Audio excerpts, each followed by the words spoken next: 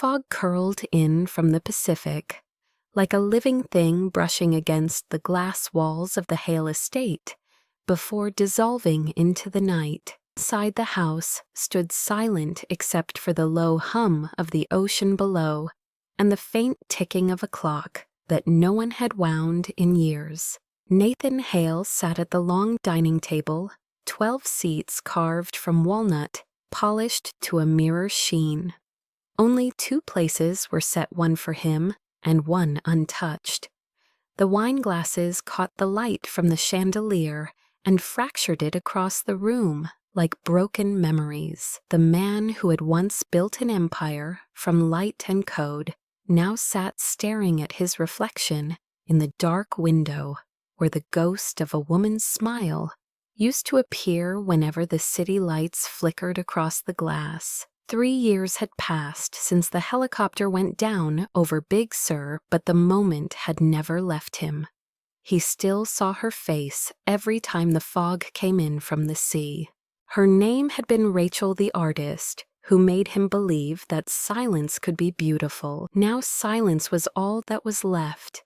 At precisely 8:30, he pressed play on the small black recorder beside his plate. A woman's voice, light teasing, still full of color, filled the room. "Don't wait up, Nate. I'll be home soon." Then static, then nothing. He took a slow sip of wine and waited for the familiar ache to settle in. Every night it came at the same time right after the message ended. The ache of a promise that had outlived the person who made it. That night the sound of tires on gravel broke the ritual. Nathan turned his head, slightly startled by something so ordinary. Through the reflection in the window, he saw headlights cutting through the fog and a small sedan coming up the hill. The intercom buzzed. "Mr. Hale, your new housekeeper, has arrived," the voice from security said. He had forgotten they were sending someone new. The last one had quit 2 weeks ago, citing the atmosphere as too heavy, too strange. Nathan simply replied, "Let her in." Moments later, the front door opened with a soft hiss of hydraulics. The woman who stepped in looked small against the vast marble entryway. She was in her late 20s, olive-skinned with damp hair from the mist, and a pressed uniform too thin for the coastal chill. She hesitated when she saw the dining table. 2 plates, 2 glasses, 1 man sitting perfectly still. "Good evening, sir," she said softly. Her accent carried traces of Texas and something older beneath it, something southern and sun-warmed. "I'm Sophia Morales from Harbor Cleaners. They said you needed a full-time housekeeper." He didn't answer at first. The way she stood there, unsure if she should approach, reminded him of the first time Rachel had walked into his office, uninvited, barefoot, holding a dripping paintbrush. Back then he had known exactly what to say. Now words were strangers to him. Finally he gestured to the table. "You can start tomorrow," he said. His voice was deep but hollow, the kind that carried both command and exhaustion. Sophia nodded. "Should I clear the other settings, sir?" she asked quietly, stepping closer. He looked at her, then really looked, his gray eyes catching the faint reflection of the untouched glass. "No," he said, voice trembling, just enough to betray something raw. "Leave it." The silence stretched between them like fog. She nodded, realizing too late what that second plate meant. "Of course," she whispered. "I'm sorry." "Don't be," he replied, eyes fixed on the window again. "You couldn't know."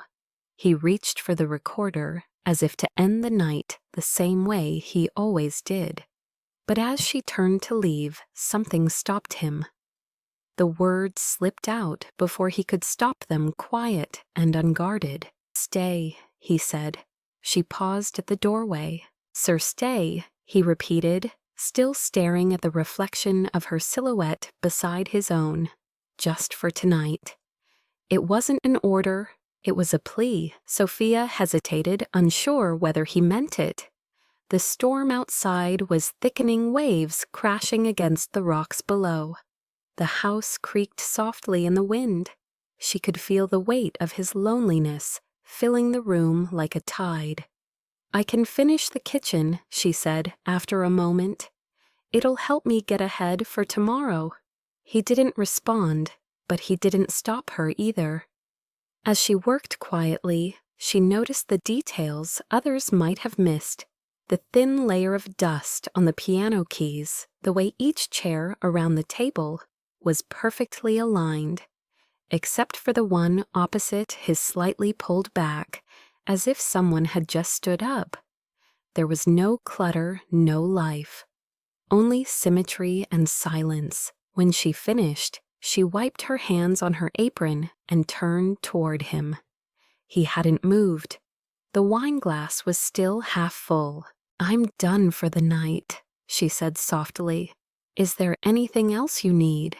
He looked up slowly, as if returning from somewhere far away. His gaze met hers, searching for something he didn't yet have a name for. "Do you believe houses remember?" he asked suddenly. She blinked. "I'm sorry, memory," he said. "When people leave, do you think the walls keep their echoes?" She hesitated, unsure if it was a trick question or grief trying to speak. "I think maybe they do," she said finally. "But sometimes they need someone to remind them how to breathe again." For the first time in years, a corner of his mouth lifted not quite a smile, more like a crack in stone. "That's a dangerous skill," he murmured. She tilted her head, cleaning, breathing life into things that forgot how to live. He stood then, tall, broad-shouldered, the kind of man who carried power even in silence. The overhead lights caught the silver in his hair. He looked at her as if she were both an intrusion and an answer. "Good night, Miss Morales," he said softer now. "The guest quarters are down the east corridor. Stay there tonight. The storm's getting worse." "Yes, sir," she said. But before she left, she glanced at the table once more. 2 plates, 2 glasses, 2 ghosts. She thought of asking who the other setting was for, but something in his face told her not to. The clock struck 9.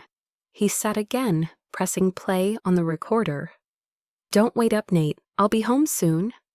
The words floated through the house like prayer and punishment all at once. Sophia disappeared down the corridor, her footsteps fading. Nathan stared at the second glass of wine until it stopped trembling in his hand. Outside, the fog thickened, swallowing the mansion whole. Inside, for the first time in years, he wasn't entirely alone. Morning crept into the Hale estate like a cautious guest light, sliding through the fog-dampened windows and catching on the cold marble floors. Sophia woke before dawn, the rhythm of unfamiliar silence surrounding her. No traffic, no music, not even birdsong. Only the muffled hum of the sea below. She walked through the east corridor where the air smelled faintly of salt and lemon polish.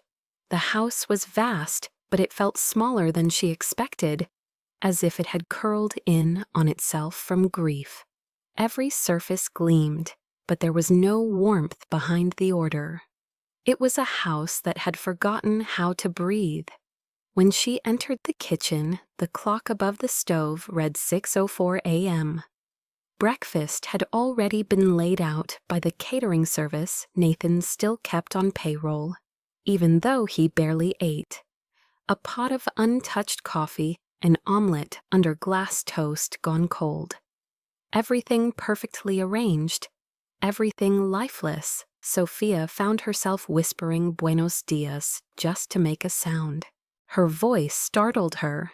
In the dining room, Nathan was already sitting in his chair, suit-pressed eyes on the horizon where the ocean faded into mist.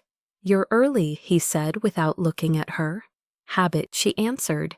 "Where I'm from, if you show up on time, you're already late." Texas, yes, sir, San Marcos, but I was born in Laredo.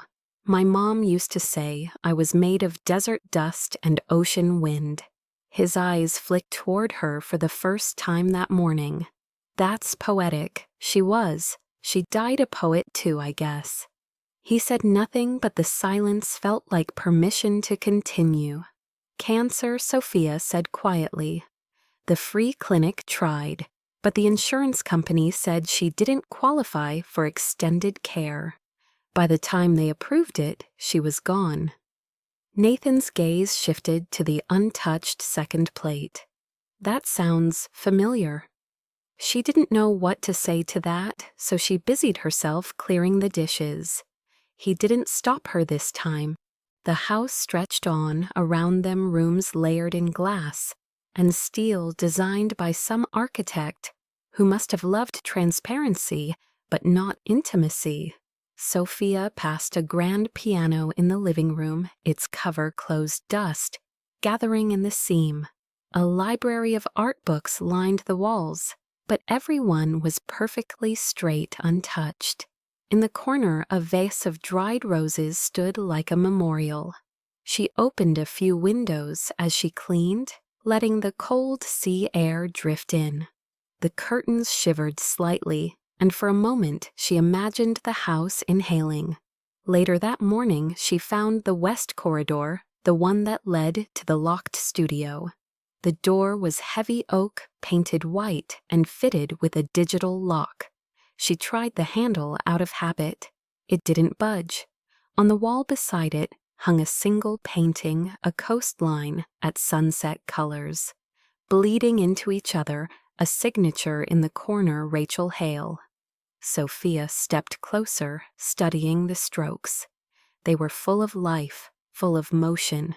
Whoever Rachel had been, she had known how to turn loneliness into beauty. That night, when Nathan returned from the city, Sophia noticed how little of the outside world clung to him.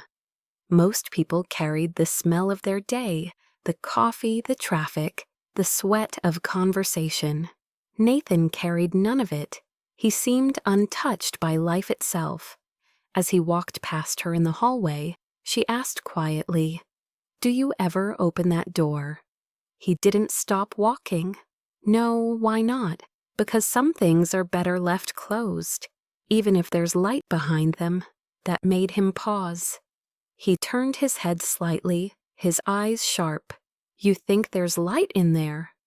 "There's always light," she said simply. "It just waits for someone to let it out." He said nothing, only kept walking. But later that night, when she passed through the corridor again, she noticed the vase of dried roses had been moved to the end of the hallway closer to the studio door. Small things began to shift after that. Sophia replaced the dried roses with fresh lilies one morning and caught him looking at them longer than he intended to. She started leaving small touches around the house, a bowl of oranges on the counter, a soft towel in the guest bathroom, a candle burning in the evenings. At first, Nathan undid them all. He blew out the candles, threw away the oranges, shut the windows she opened. But then one evening she found one of the windows, left ajar, the curtains moving in the night breeze. She looked toward the dining room and saw him there sitting with the window open, the sound of waves washing faintly through the silence. He didn't meet her eyes, but when she turned to close it, he said quietly, "Leave it." It was the first decision he'd made that wasn't dictated by grief. Sophia began to learn his patterns. He worked from his study from 9 to 3, read for an hour, ate dinner precisely at 8:30.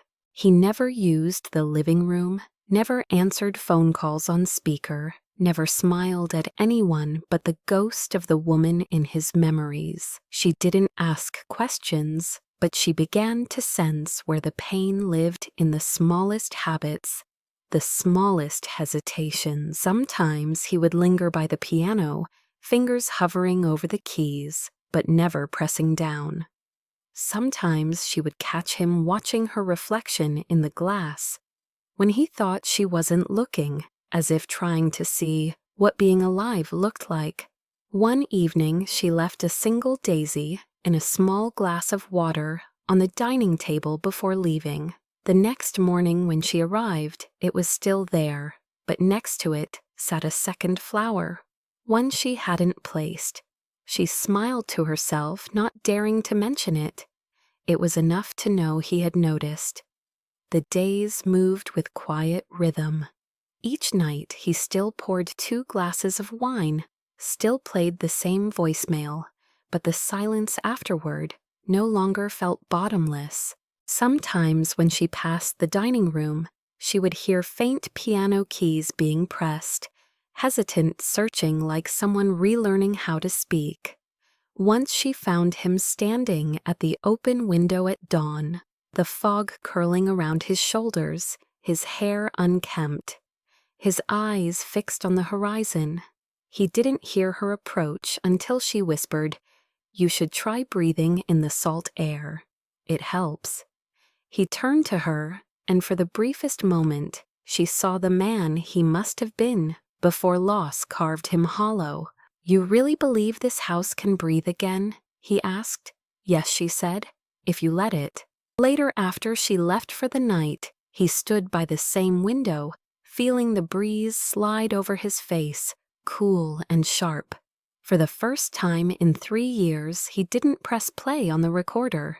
He just listened to the wind, to the waves, to the faint sound of the house, exhaling after holding its breath for far too long. The following evening arrived with a gentler fog, a kind that softened the coastline instead of swallowing it. The house seemed quieter than usual, but not in the same hollow way. There was a faint hum beneath the silence, the rhythm of life, returning in small, fragile doses. Sophia moved through the hallways with her cleaning caddy, but she no longer felt like a stranger in someone else's mausoleum. The air smelled faintly of lemon and sea salt instead of dust. She paused by the grand piano, the one that had become invisible under its own silence. Its black surface was covered in a thin layer of dust, a film of neglect that turned its shine into ash. She set down her cloth, and after a moment of hesitation, wiped a line across the lid, leaving a streak of clarity. The keys beneath were yellowed and slightly uneven. She touched one gently. It gave a weak, discordant sound, like a sigh that had been trapped too long. She smiled faintly. Then from her pocket, she tore a page from her small notebook and wrote in careful cursive, "The keys are waiting for you." She placed the note above the keyboard and left it there before continuing her work. When Nathan came home later that evening, he found the note almost immediately. He stood before the piano for a long time, the folded paper between his fingers. No one had written him anything by hand since Rachel. His throat tightened as he looked at the faint outline of her cleaning cloth across the surface. Without thinking, he lifted the cover and pressed a single key. The sound was thin, brittle, almost apologetic, but it echoed. For the first time in years, something answered him. He didn't play another note, not that night. But when he passed by the piano, again after midnight, he left the cover open. The next evening, Sophia noticed the change and hid her smile. When she brought in his coffee, she nodded toward the instrument. "The piano missed you," she said casually. Nathan glanced up from his newspaper, eyebrow raised. "You notice too much." "Only what's alive," she replied. He stared at her for a moment longer than was polite, then went back to reading. But later, when she gathered her things to leave, he spoke softly without looking up. "Stay, just for tonight." She froze. It was becoming their ritual. Now his quiet plea that wasn't quite in order. She pretended to think about it, then said, "All right," but only for tea. He nodded, and that was enough. They sat across from each other at the kitchen island, the house lights dimmed to a warm glow. The fog outside pressed gently against the glass, framing them like a painting. For a while, neither spoke. The silence wasn't uncomfortable anymore. It felt honest. "Do you always drink tea at night?" she asked. "Rachel did," he said simply. "It helps the dreams behave." "And you, I don't dream." She studied him, her hands wrapped around the steaming mug. "Maybe that's the problem. People need dreams the way houses need air." He looked at her over the rim of his glass. "You talk like a poet." "I just listen to people who hurt," she said softly. "They always end up saying the most beautiful things." Something flickered in his eyes, recognition perhaps, or longing. He didn't say more, but when she stood to leave, he followed her to the door. "You'll come back tomorrow." "That's the job, Mr. Hale." "Nathan," he corrected gently. "Then good night, Nathan." He watched her walk down the corridor, her shadow stretching long and thin against the marble. When the door closed behind her, the silence felt different, like a pause instead of an ending. Over the following week, the rhythm of the house changed almost imperceptibly. Nathan began working in the open study instead of behind closed doors. He let the windows stay open longer. Once Sophia found him standing on the patio, wind tousling his hair as he watched the waves crash below. He looked younger like that, though grief still clung to the edges of him, like mist that refused to lift. One night when she came to collect his empty cup, she noticed his hands trembling slightly as he refilled hers. Without thinking, she reached out and steadied his wrist. It was instinct, nothing more, just human kindness, but it startled them both. His hand froze beneath hers, his pulse flickering fast against her fingers. He looked down at their joined hands, then at her eyes searching hers as if confirming that she was real. "I forgot what warmth feels like," he said barely above a whisper. She didn't move her hand away, not immediately. "You remember now," he nodded slowly. "I think so." When she left later that night, her heartbeat matched the rhythm of the ocean. The next day, the piano had changed again. He'd cleaned it himself, wiping away the dust she hadn't reached, and the note she'd written was still there, pressed flat beneath the small glass paperweight Rachel used to use. He had started tuning it. She found the toolkit on the bench, half-finished coffee beside it. That evening he was waiting when she arrived, a hesitant kind of energy in his posture. "Do you play?" he asked. "A little," she said. "My mom taught me hymns when I was little. Nothing fancy, show me." She hesitated. "I'm out of practice, so am I." It was the closest thing to humor she had heard from him. She sat beside him on the piano bench, the space between them too small, the air too charged. Her fingers brushed the keys, producing a soft melody, simple, familiar, and flawed. He listened not to the notes, but to her breathing the small imperfections that made the music human. When she faltered, he took over, playing a line that blended with hers until their sound was one. When they stopped, the silence that followed wasn't empty, it was full. He looked at her, then truly looked, and something unspoken passed between them. "Stay," he said again, almost reverent this time. "Just for tonight." She smiled faintly. "You always say that, and you always stay. Maybe one night I won't?" "Then tonight's all I have." He said it like a confession, not a flirtation. She turned away, heart caught between pity and something warmer. As she left later, the wind outside carried the faint sound of piano notes through the open window, his way of saying goodnight. The storm came without warning, sweeping in from the Pacific like a dark tide. By dusk, the wind howled against the glass walls, and the rain lashed in sheets so heavy that even the cliffs below vanished behind a veil of gray. Sophia stood at the kitchen window, watching the horizon dissolve, feeling the vibration of thunder echo through the marble floors. She had planned to leave early, but Nathan had texted just 2 words before the storm broke, "Stay safe." Somehow she read it as "stay here." When she went to find him, he was in the dining room, candles flickering in front of the 2 plates, as if time itself refused to move forward. The power flickered once, twice, then went out completely. The house fell into darkness, except for the faint gold light of a few candles scattered across the table. Nathan looked up from his untouched wine and said quietly, "The generator's down. Roads too, most likely." "Then I should go before it gets worse," she said, even though they both knew it was already too late.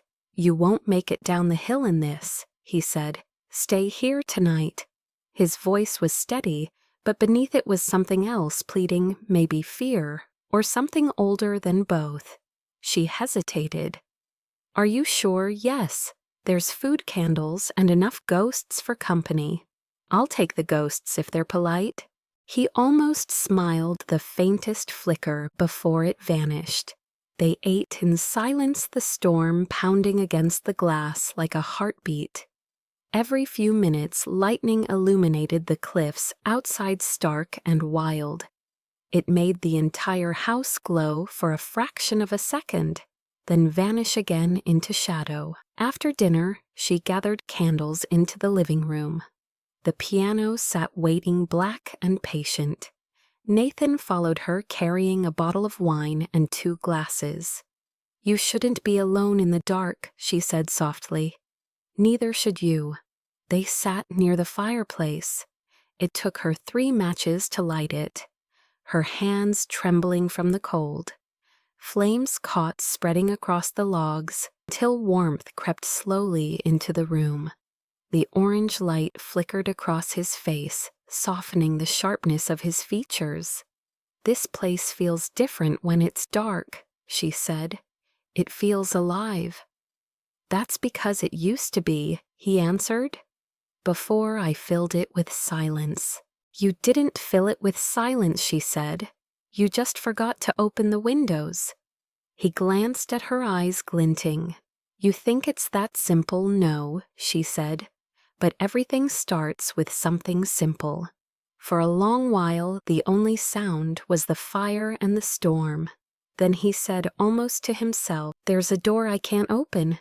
She turned to him. "The West Studio." He nodded. "Rachel painted there. I locked it the night they told me she was gone. Haven't touched it since, because it hurts. Because I thought if I opened it, I'd lose the last piece of her." "You already lost her, Nathan," she said softly. "But the light in that room, it's still waiting." He looked at her, startled by the calm certainty in her voice. "You talk like you've done this before." "I have," she said. "With my mother's room. I didn't touch her things for a year. Then one morning I walked in and opened the curtains. I thought the light would burn, but it didn't. It just reminded me she'd lived." He was silent for a long time. "What did you do with her things?" "I kept one," she said. "A rosary. The rest I gave to people who needed them." He nodded, staring into the fire. "Rachel used to say that grief is selfish, that we keep pain because it's the only thing left that feels like them." "Maybe she was right," Sophia said. "But maybe healing is selfish too. It's how we survive them." A gust of wind rattled the windows. One of the candles flickered out. She flinched at the thunder's sudden crack, and Nathan instinctively reached over his hand, finding hers. His palm was warm, steady. "You're shaking," he murmured. "Just the storm. It's only noise." "So is grief," she said, barely audible. He didn't let go of her hand. The room fell quiet again, save for the rain hammering the glass. She could feel his gaze on her heavy but not invasive, curious human. "You remind me what breathing sounds like," he said finally. "You remind me that silence doesn't have to mean empty," she replied. The firelight flickered between them, shadows, moving across the walls like ghosts retreating. He took off his coat and draped it over her shoulders without a word. It was still warm from his body, the scent of cedar and something faintly oceanic clinging to the fabric. She looked up surprised. "Thank you, for what?" "For remembering I'm not invisible." His expression softened. "You were never invisible, Sophia. I just forgot how to see." For a while neither spoke. They just watched the flames. The world outside howled, but the small pocket of light around them held. When she began to nod off, he said quietly, "Stay, just for tonight." She opened her eyes, half asleep. "You keep saying that?" "Because I keep meaning it." She smiled faintly and leaned back against the couch.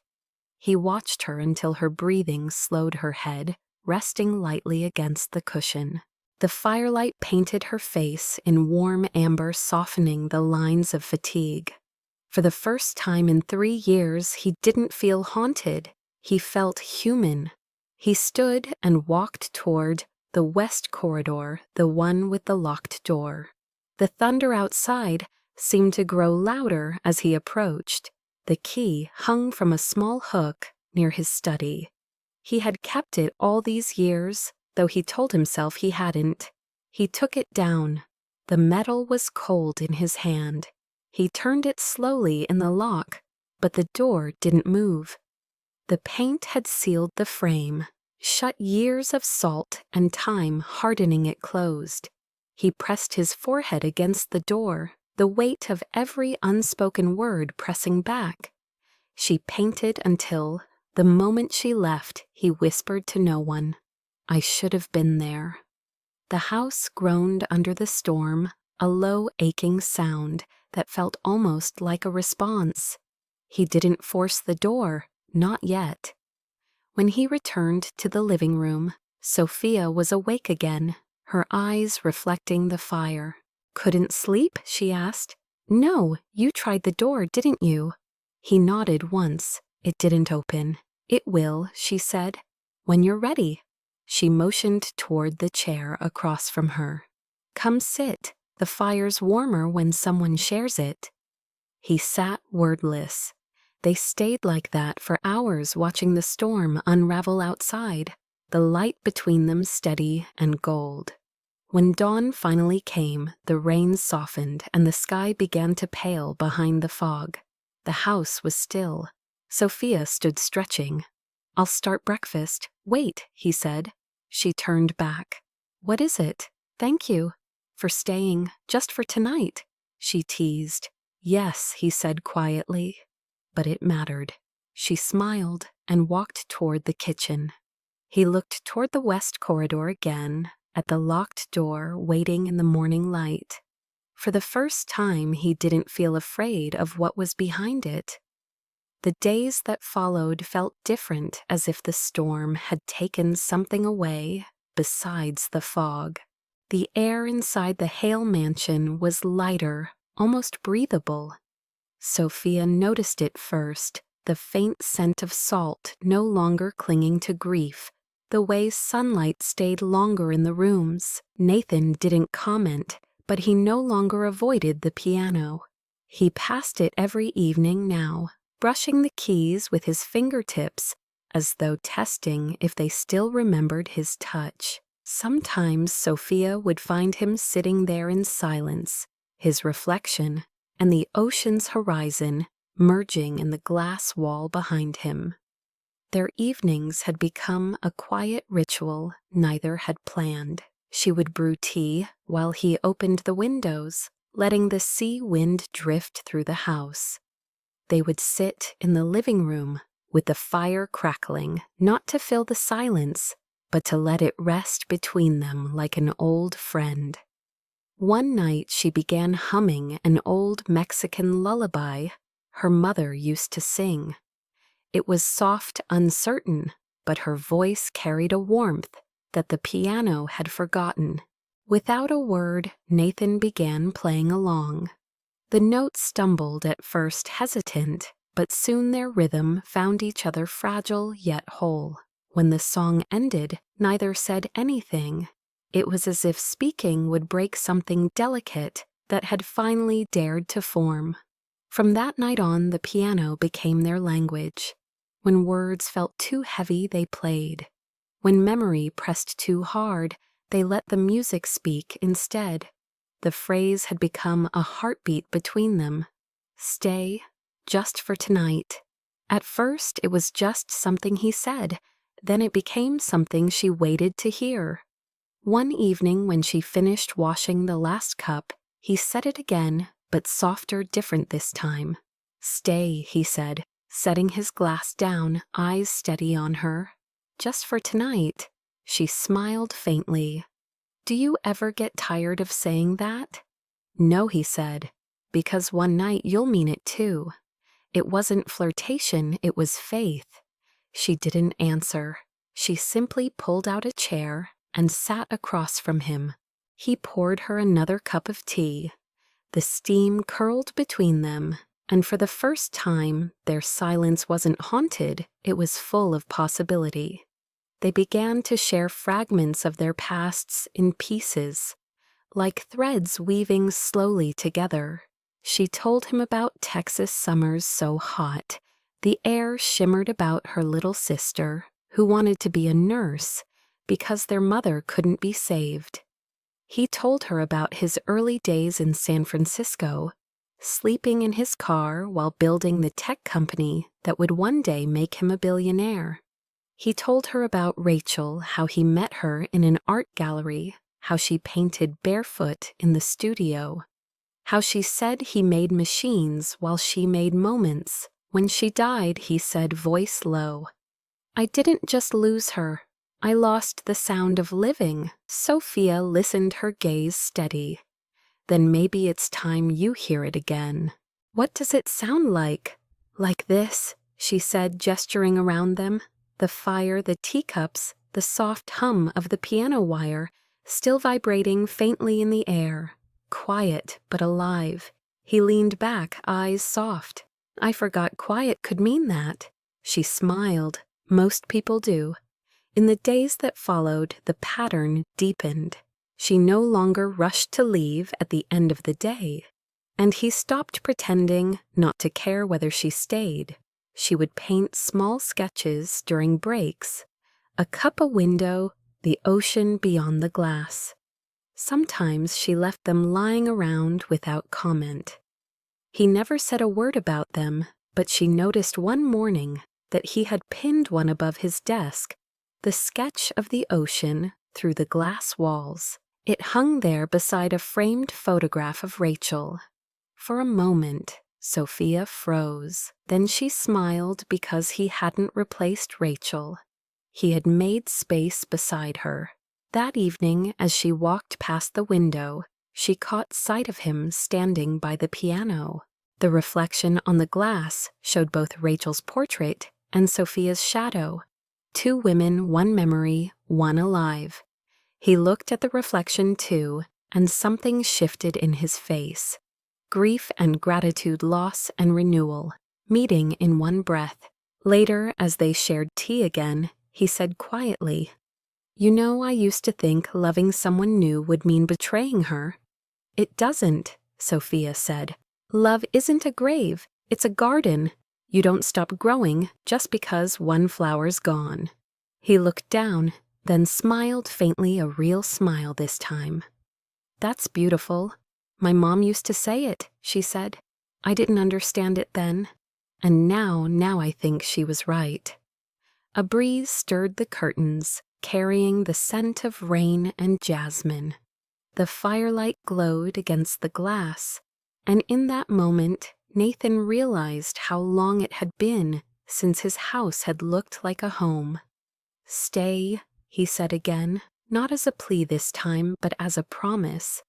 Just for tonight. She nodded, her eyes shining. All right. They didn't need words after that. He sat at the piano playing softly, and she hummed under her breath. The song wasn't one they knew, it was one they built together. Each note lingered like a heartbeat, fragile and real.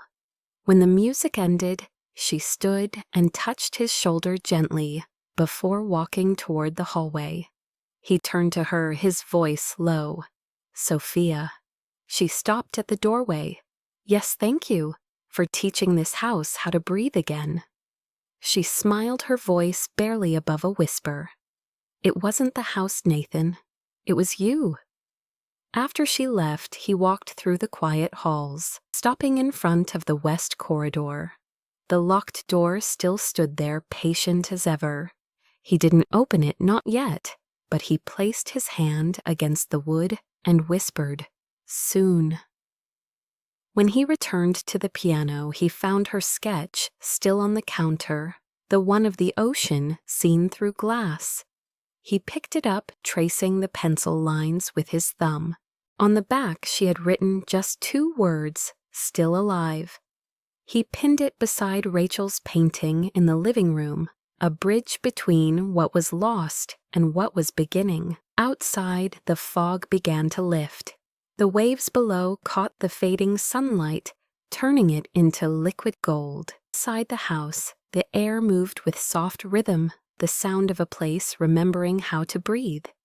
By early spring, the Hale estate had become almost unrecognizable. The silence that once sat heavy in every corner now felt alive with quiet sound. The hum of the espresso machine. Sophia had convinced Nathan to buy the echo of distant piano notes. The laughter that sometimes slipped through the hallways like sunlight. For the first time in years, Nathan's nights no longer ended with a voicemail. They ended with a conversation. He didn't notice how much had changed until Adam Cross did. Adam had been Nathan's assistant for nearly a decade, efficient, loyal, and painfully observant. He noticed the open windows, the flowers in the hall, the faint traces of someone else's presence that lingered long after working hours. He noticed that Nathan smiled now, and that alone was enough to unsettle him. "You've been missing meetings," Adam said one morning as they drove into the city. "Investors are asking questions. The board wants to see progress on the new project." Nathan adjusted his cufflinks, his gaze distant. "Progress takes time. So does rebuilding credibility," Adam said. "You vanished for 3 years, Nate. People moved on. They're nervous. They think you're distracted." Nathan glanced at him. "You think I'm distracted?" "I think something's changed," Adam said. "And whatever it is, it's making people talk." Nathan didn't respond. But later that night, as he returned home, he found Sophia in the west corridor, standing before the locked studio door. She was tracing the frame with a cleaning cloth, her eyes distant. "You know," she said, "not turning around this door doesn't scare me anymore." "Why not? Because it doesn't scare you." He looked at her, realizing she was right. The fear had gone quiet. "I think I'm ready to open it," he said. "Then open it." He did. The hinges groaned softly, dust spilling into the hallway. The air smelled of turpentine and thyme. Side canvases leaned against the walls, some unfinished, some turned backward. The light filtering through the high window made the dust shimmer like falling stars. Sophia stepped inside, first her fingers brushing a painting of the sea, half finished but still vibrant. She was talented, Sophia whispered. She saw beauty in chaos. She used to say the ocean was her mirror, Nathan said. Always moving, never still. "Maybe that's why you built your house over it," Sophia said. "To remember." "To punish myself," he corrected. She turned to him. "Punishment doesn't bring people back. it just keeps you gone with them. He nodded slowly. You sound like her. Maybe she'd agree with me. She would. He smiled faintly. She'd probably thank you. They spent the evening cleaning the studio together, moving the canvases, wiping away years of dust. When they were done, the room looked less like a tomb and more like a space waiting for creation again. You should paint, Sophia said. I don't know how. Then learn. Who's the teacher, life? She said simply. That night, as they stood in the studio doorway, Nathan reached for her hand. Stay, just for tonight. She didn't answer. She didn't have to. The next morning, Adam showed up unannounced. The sight of Sophia walking down the grand staircase barefoot, with her hair still damp, froze him mid-step. Good morning, she said politely. Her cheeks flushed. Adam's eyes flicked to Nathan, who stood behind her. You hired her full-time, he asked sharply. She's been working here for months. So I see, Adam said dryly. You're trending on the edge of a PR nightmare, Nate. You know how this looks. Like someone finally remembered how to live, Nathan said coolly. Like someone forgetting how to protect what's left of his reputation. Adam shot back. That evening, Nathan attended a private dinner with investors in downtown San Francisco. The restaurant was modern and loud, the kind of place that smelled of wealth and competition. Cameras flashed outside, as they always did, when he appeared after long absences. He was polite, composed, controlled, but his thoughts kept drifting home to the sound of Sophia humming, to the half-finished paintings still drying in the studio. Halfway through dinner, Adam leaned toward him. We need new press photos, he said. Something to show the world that you're stable again. Stable, Nathan said. Or sanitized both. Nathan looked out the window, tired. You never cared about the truth, Adam. Only the angle. The angle keeps us alive, Adam said. You start looking too human, they'll eat you alive. Nathan didn't answer. By the time he returned home, the storm had cleared, but a different kind of turbulence awaited him. A small drone hovered outside, the glass walls red light blinking. Before he could react, it darted away into the night. He frowned but dismissed it. He had no idea it had already taken what it came for. The next morning, his phone buzzed relentlessly. Notifications, mentions, emails, headlines. Lonely billionaire moves. On with Maid private photos leaked from inside Hale Estate. Stay just for tonight. The maid who stayed too long. The article included images grainy but unmistakable. Sophia sitting at the piano, laughing, her hand resting lightly on Nathan's shoulder. Another showed them through the glass at night, the light of the fireplace painting their silhouettes too intimately. By noon, every major outlet had picked up the story. The company's stock plummeted 8% in hours. Donors began calling. The board demanded a statement. Adam called first. Damage control, he said flatly. We need to act fast. Say it's a misunderstanding. Say she's a live-in caretaker, nothing more. That's a lie. Then it's survival, Adam snapped. You're not thinking clearly. You're letting this woman ruin everything. She didn't leak those photos. You think the world cares who did? They just need a name. Give them hers. Nathan froze. You're suggesting I distance yourself, Adam said coldly. Fire her, publicly. It's the only move you have. Nathan said nothing, his jaw tight. You built everything on control. Nate, Adam continued. Don't lose it now. She's staff, not salvation.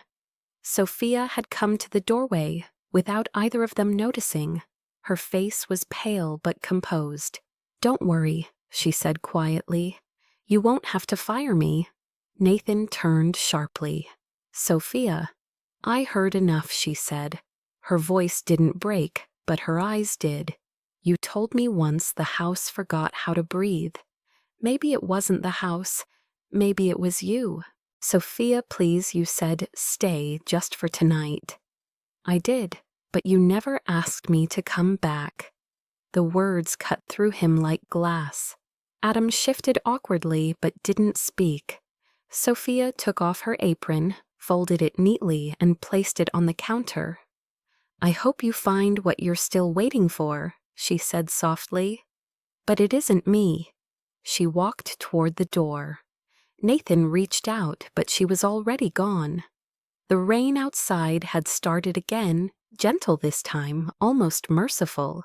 He stood there, his hand still raised, the sound of the door closing echoing through the vast, empty house. For the first time he realized the silence had returned, but this time it was his fault. Adam broke the quiet. I'll handle the press, he said. There's still a way to spin this. Nathan turned slowly, eyes cold. You leaked them, didn't you? Adam didn't deny it. It was necessary. Nathan stepped closer. You betrayed me. I protected you, Adam said, from yourself. You destroyed the only thing that made me want to be human again. Nathan's voice was calm, but the fury beneath it was unmistakable. Adam looked away. You'll thank me later. No, Nathan said. I won't. By evening, Adam's security clearance had been revoked. The company issued a statement about a breach of privacy under review. Nathan didn't leave the house. He didn't eat. He didn't sleep. He sat at the piano long after midnight, the same 2 words circling his mind, like a prayer he no longer deserved. Stay, just for tonight. But this time there was no answer, only rain on glass and an empty chair where warmth used to sit. Days turned into a slow, colorless blur.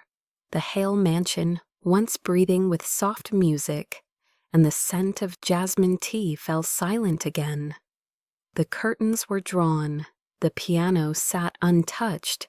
The second plate at the table, always hers, was gone. Nathan wandered through the house as though it belonged to someone else. Every sound echoed too loudly, the scrape of his shoes on marble, the sigh of wind against the glass, the hollow click of the recorder when he pressed play just to hear her voice in memory.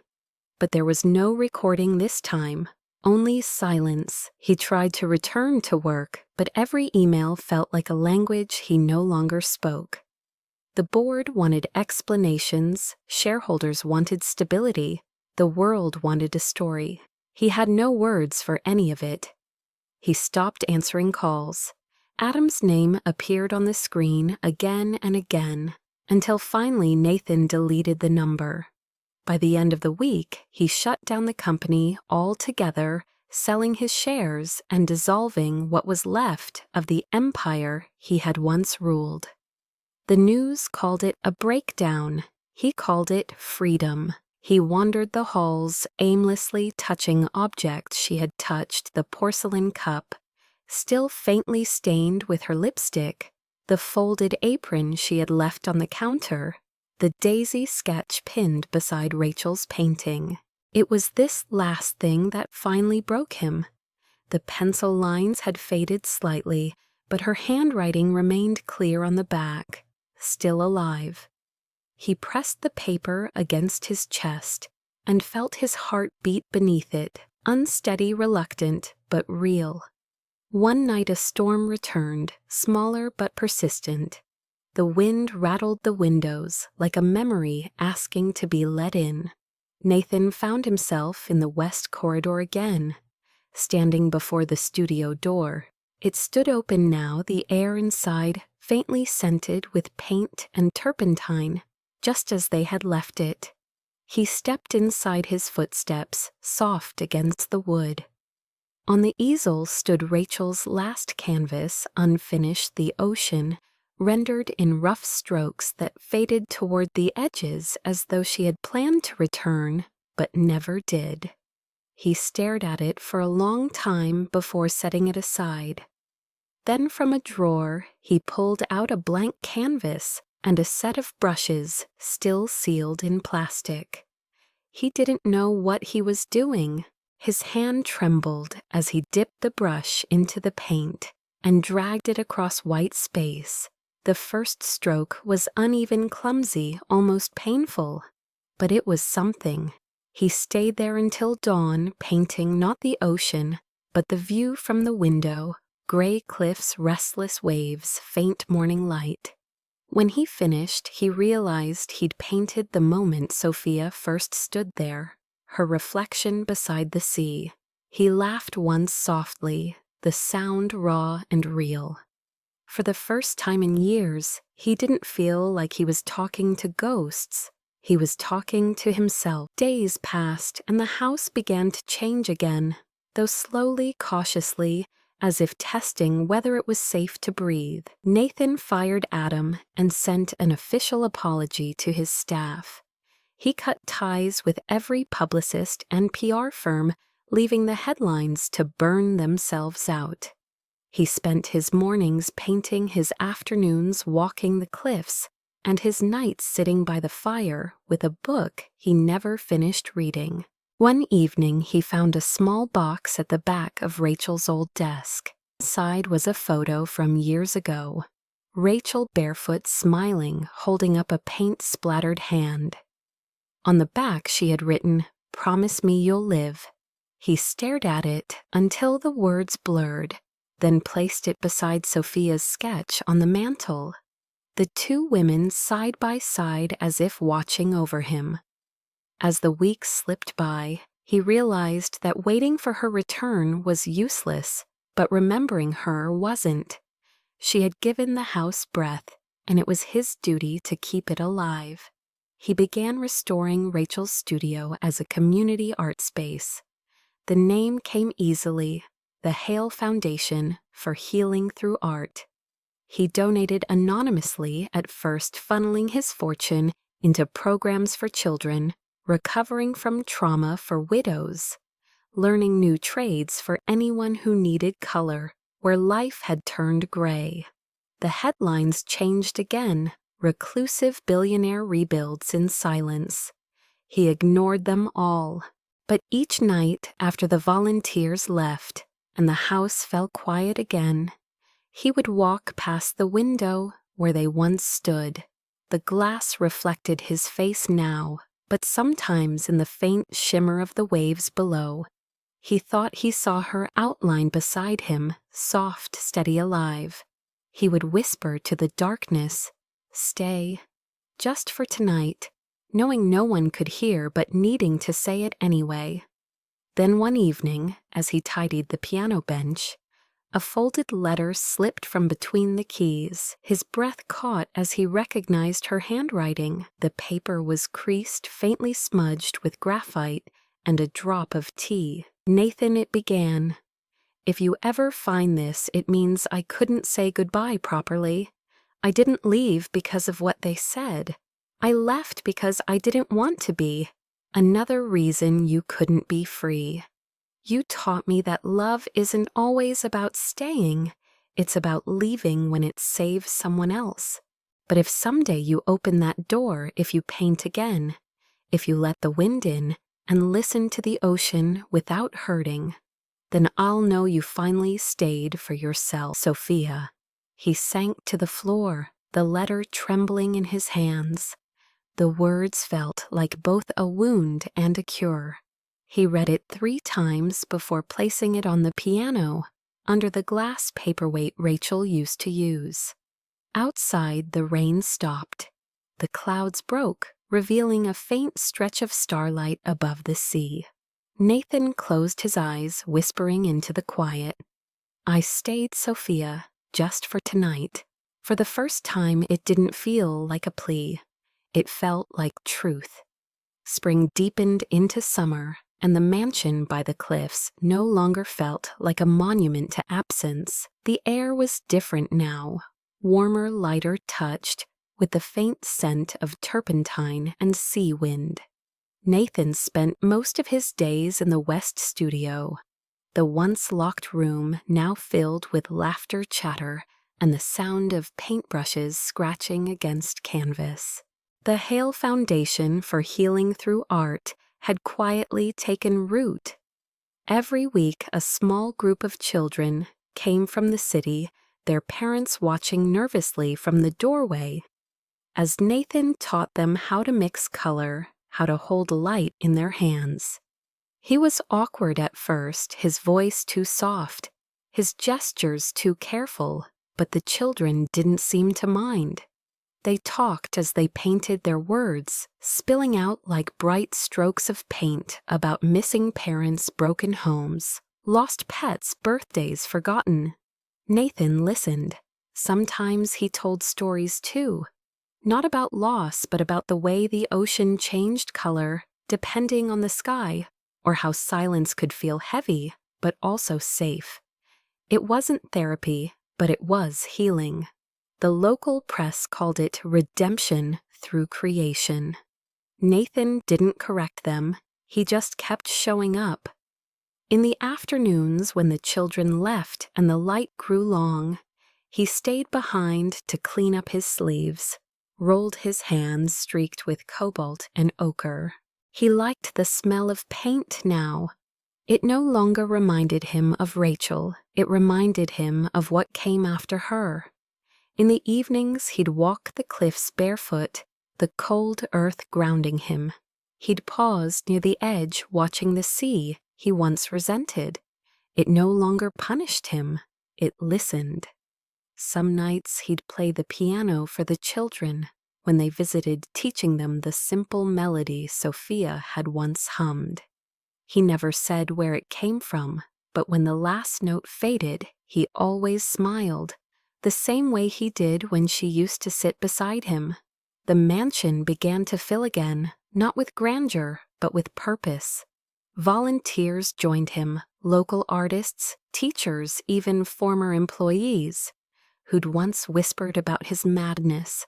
They saw something different now, a man who wasn't just trying to rebuild his legacy, but his soul. And still every night when the house grew quiet, he would set 2 plates at the table, one for himself, one for memory. Not for Rachel anymore, not even for Sophia, but for the parts of him they had both saved. One evening, he received an invitation to a charity gala in San Francisco, an art exhibition showcasing emerging talent from the very foundation he had funded. His staff encouraged him to attend.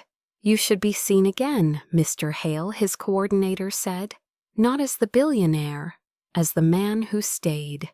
He hesitated. He hadn't been in a room full of flashing lights and camera shutters since the scandal. But the foundation wasn't about him anymore. It was about them, the ones who had learned to paint their way back to hope. So he said yes.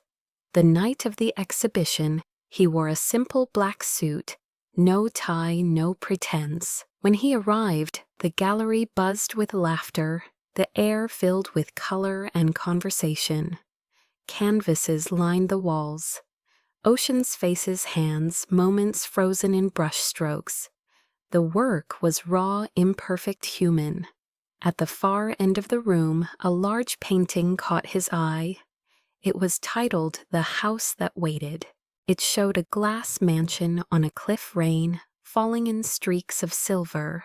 One figure standing at the window, another leaving through the door. The style was familiar, delicate but strong. Every color carrying emotion instead of precision. He stepped closer, his heart hammering. The signature in the corner was faint, but he knew it instantly. S. Morales, Sophia. His throat tightened. She was alive. Not only alive, but here in this room, her art, hanging beneath the same roof that once crushed them both.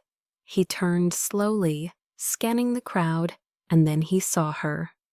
Across the room, in a simple navy dress, her hair pulled back loosely, paint still faintly marking her fingers, as if she had finished creating just hours ago. For a moment he couldn't move. She hadn't changed much, just calmer, steadier, more real than any dream he'd had of her.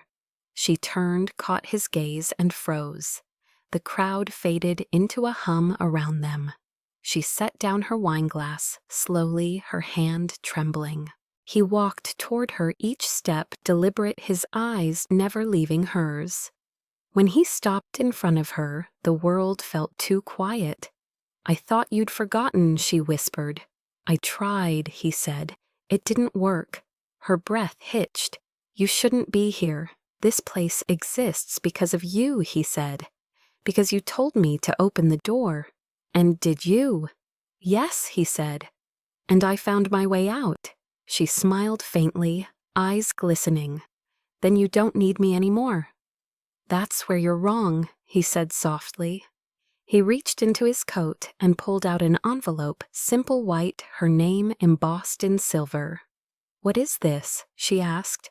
"A grant," he said. "In your name. To fund more artists like you." "You didn't have to, I did," he interrupted. "Because you taught me that light doesn't belong to the past. It belongs to whoever has the courage to let it in." Her lips parted, but no words came out. The silence between them was full again of everything they hadn't said, everything they still felt. He stepped closer. "I never asked you to come back," he said quietly, "because I didn't think I deserved you." She looked up at him, tears slipping silently down her cheeks. "You didn't need to deserve me, Nathan. You just needed to believe me." His eyes softened, and for the first time he let himself touch her hand, not as a question, but as an answer. "Stay." He whispered the old phrase, trembling like a heartbeat between them. "Just for tonight." She smiled through her tears. "No," she said gently. "This time I'll stay for good."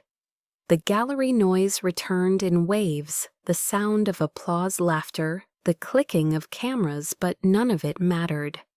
For Nathan, the only sound that existed was her voice, the one that had taught him that silence could heal instead of haunt. That night when he returned home, he didn't pour 2 glasses of wine. He poured one, then set the other plate aside. The house no longer needed a ghost to keep it company. It was full of light again. And in the quiet that followed, he whispered to himself, "I stayed." The following evening, the gallery still shimmered in Nathan's mind like a dream he couldn't quite wake from. The way she had looked at him across that room, the quiet strength in her eyes, the tremor in her hands, had imprinted itself deeper than any photograph ever could. Now back at the mansion, the piano stood open again, the windows wide, the sea wind carrying echoes of the night he had found her. A week later, the Hale Foundation hosted its first full exhibition in downtown San Francisco, showcasing work from the children, the widows, and the young artists, whose lives had begun to intertwine with his. Nathan attended not as the founder, but as one of them, an artist who had survived himself. The evening was bright and full of voices. Reporters were there, but their tone was gentler now. The narrative had shifted from lonely billionaire scandal to the man who turned loss into light. He barely noticed the cameras. He was searching for one face. When he found Sophia, she was standing beside her painting. Stay the one that had once captured their silhouette by the piano. It hung larger now, framed in simple oak, the colors richer, deeper, like time had aged them into truth. She turned when she felt his gaze. For a moment, neither spoke. Then she smiled softly. "You came. You knew I would." "You were never good at staying away," she said. "Only at staying," he replied. Her laughter came like a sigh of forgiveness. They stood side by side, looking at the painting. "It's beautiful," he said quietly. "It's honest," she corrected. That's what makes it beautiful. Do you ever think about that night? Every time I paint, she said. Do you regret it? No, she said. It taught me that sometimes love doesn't save you, it changes you. It did, he admitted. It changed everything. A pause stretched between them, long and fragile. Then he reached into his coat and pulled out a small box. Inside was a silver key, engraved with the foundation's crest. What's this? She asked. The studio, he said. I want you to have it. It's not mine anymore, it's ours. She stared at him, eyes glistening. Nathan, you brought it back to life, he said. All I did was unlock it. You're giving me too much credit. No, he said softly. I'm giving you truth. A photographer nearby lifted his camera, catching the moment, but neither of them noticed. They were both looking at the painting, at the reflection of themselves, caught forever in color and light. Later, as the exhibition ended and the guests began to leave, Nathan stood outside on the balcony overlooking Market Street. The city lights shimmered like constellations, and the fog rolled in, soft and slow. Sophia joined him, her shawl wrapped tightly around her shoulders. You know, she said, for years I thought love had to hurt to be real. And now I think it just has to last through the quiet. He turned to her, the city's glow catching in his eyes. Then stay through the quiet. She smiled. I already am. A light breeze lifted her hair. He reached up, tucking a loose strand behind her ear, his touch steady but reverent. I don't want to lose this, he whispered. You won't, she said. Not if you stop holding it like it's something that can break. He looked at her for a long moment before nodding. They stayed there until the lights below began to dim the city, folding into sleep. When they finally left, they didn't say goodbye. They didn't need to. The drive back along the coast was silent but peaceful. The ocean shimmered beneath the moonlight, and the glass house came into view, its walls glowing softly warm and alive again. When they stepped inside, Sophia paused in the foyer, taking in the familiar scent of paintwood and sea air. It feels different, she said. It is, Nathan replied. It's not waiting anymore. Neither are you, she said. No, he said, smiling, I'm not. They walked together through the house, stopping at the dining table. 2 plates were set again, one for him, one for her. Old habits, he said with a sheepish grin. Maybe some habits are worth keeping, she said, taking her seat. They ate quietly, the ocean murmuring below. When the meal was done, she reached across the table, taking his hand in hers. You used to ask me to stay, just for tonight, she said. Yes, do you remember the first time? Every time, he said. Then remember this too, she said softly. You don't have to ask anymore. He stood walking to her side and bent slightly to kiss her forehead. It wasn't desperate or rushed, it was a promise. A closing of all the empty nights that had come before. Later, as they sat by the fire, she leaned her head on his shoulder. The flames reflected in the glass painting the room in gold and amber. Do you ever think she'd be angry? Sophia asked suddenly. Rachel, yes. No, he said. She'd be grateful. She believed in light more than anything. And you brought it back. Sophia looked toward the piano.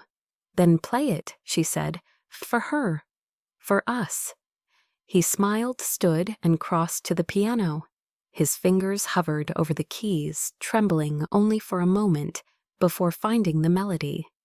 It was the same tune she had once hummed in the storm, but richer, now steadier. She joined him halfway through, her voice weaving softly around the music. When the last note faded, he looked at her, and she at him. The house was quiet again, but this time the quiet was whole. Stay, he whispered one last time, just for tonight. She reached up, brushing her fingers against his cheek. "No," she said, her voice steady and full. "From now on, I'll stay for every night." The fog outside pressed gently against the glass, the ocean steady beneath. Inside the mansion glowed with warmth, alive again, not haunted, not lonely, but home. 2 years later, the cliffs of Pacifica were greener, the ocean quieter, and the Hale mansion no longer looked like glass, it looked like light. From a distance, it shimmered against the horizon like something alive. Children's laughter spilled from the west studio, where Rachel's brushes had once sat untouched. Now they were stored in jars used every week by young artists who came from across the bay to paint in the sunlight. The Hale Foundation for Healing Through Art had grown beyond anything Nathan or Sophia could have imagined. What started as a room and a promise had become a sanctuary. The walls were lined with color oceans, faces, skies, fragments of memory turned to beauty. Every painting carried a name, a story, a pulse. In the afternoons, when the classes ended, Nathan would stand by the door, watching the children run to the van waiting outside. They waved, shouting his name, their laughter echoing down the cliffs. Sophia always stood behind him, one hand resting lightly on his shoulder. They had built a rhythm, quiet mornings with coffee and sea fog, afternoons filled with color, evenings by the fire. They didn't talk about the past much anymore. They didn't need to. Healing had replaced remembering. On the second anniversary of the foundation, a small ceremony was held in the studio. Donors, artists, and friends gathered among the canvases. Sophia had organized everything from the flowers to the tiny brass plaque at the entrance. Nathan hadn't seen it until that morning.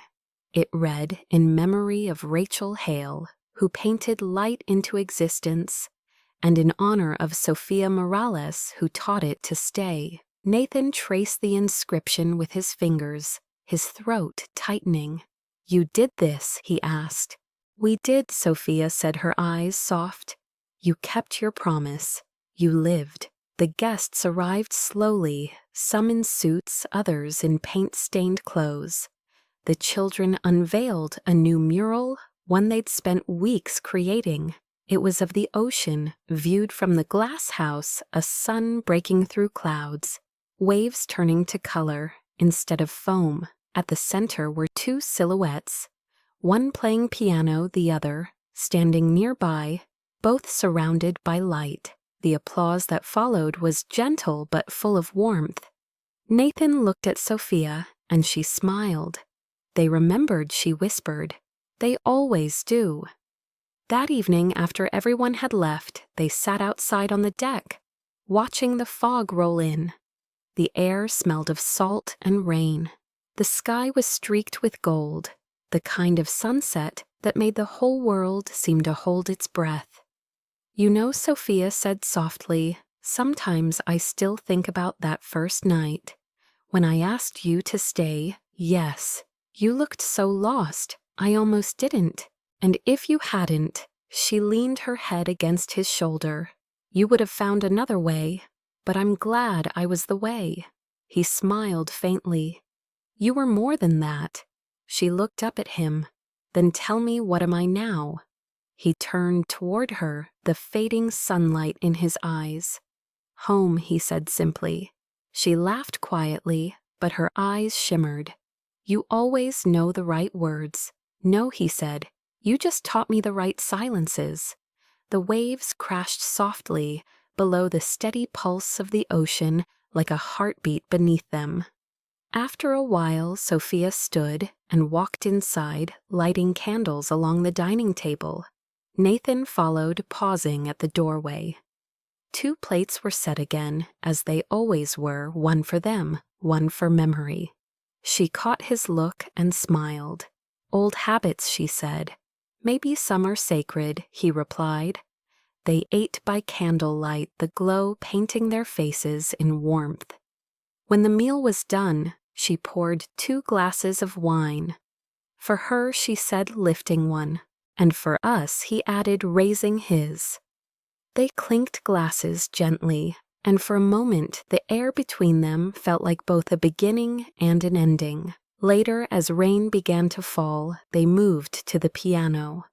The same one that had once been silent now stood at the heart of their lives. Nathan played softly the melody familiar, her lullaby, the one she'd hummed the night of the storm. Sophia joined him, her voice low steady, carrying through the house. Outside, the lights from the studio reflected on the wet glass, turning the mansion into a prism of color. Every surface glowed. Every memory felt alive again. When the song ended, they didn't move. She rested her hand on his, her wedding ring catching the firelight. "Do you ever wonder," she said, "what she'd think if she could see us now?" He shook his head slowly. "I don't have to wonder," he said. "I feel it. She's here, not haunting, watching. You really believe that I do. She wanted me to find light. And somehow that light had your name on it." Sophia's eyes filled, but she didn't cry. "You really stayed," she whispered. "For the first time, I did." They stood moving to the wide window overlooking the cliffs. Rain streaked the glass, the ocean below roaring softly. He wrapped his arm around her waist, pulling her close. They stood that way for a long time, the two of them outlined against the glow of the sea. From outside, the mansion looked alive again, no longer a cage of glass, but a beacon of warmth and second chances. Nathan pressed his forehead to hers. "Stay," he said softly, echoing the old ritual. "Just for tonight," she teased. "Forever," he said. She smiled, her voice barely above a breath. "Then forever it is." The camera would have panned back then if this were a film. Out through the rain-slick glass, across the cliffs past the ocean's horizon, till the house was just a glimmer of light against the endless dark. But the sound would linger, the faint trace of piano notes, a woman's laughter, and the murmur of waves against stone. A voice, Emma's warm and cinematic, would fade in. If this story touched you, share it with someone who's still waiting for light to return. Because sometimes all it takes is one voice saying, "Stay just for tonight." And sometimes that's how forever begins. If this story found a place in your heart, take a breath before you scroll away. Look at the light around you, the lamp, the window, the phone in your hand, and realize it's proof that even after darkness, something always returns. That's what, every night, the lonely billionaire asked his mate to stay, was really about, not power or money or scandal, but the quiet miracle of two people who refused to give up on the idea that love can still arrive even when everything seems lost. So if you're still waiting for your own version of light, someone to walk through your silence, someone who makes the air in your world breathe again, don't rush it. Sometimes it doesn't come with grand gestures or perfect timing. Sometimes it just knocks softly and says, "Stay just for tonight." And before you know it, that one night becomes forever. If this story made you feel something, hope, ache, warmth, share it. Let someone else know that they aren't the only one rebuilding themselves in the quiet. Leave a comment below. Tell us where you're watching from. Tell us if you've ever been the one who stayed or the one who left so someone else could heal. Our Soul Stories family reads every word, and your voice might be the one that helps another stranger breathe again tonight. Don't forget to subscribe so you never miss the next story that reminds you why real love isn't loud, but it's lasting. Until the next one, keep your lights on your hearts open. And remember, the story isn't over just because the night falls. Sometimes the night is when the light finds its way home.